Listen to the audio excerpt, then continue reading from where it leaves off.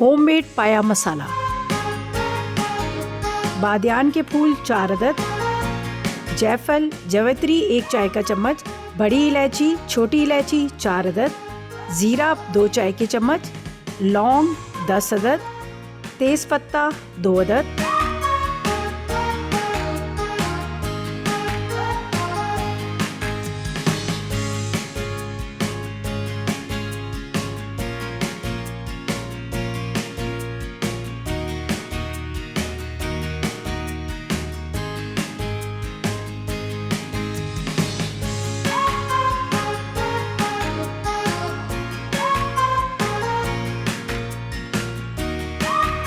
धनिया पाउडर 1 खाने का चम्मच, नमक 2 चाय के चम्मच, हल्दी पाउडर 2 चाय के चम्मच, लाल मिर्च पाउडर 1 खाने का चम्मच, काली मिर्च 1 चाय का चम्मच,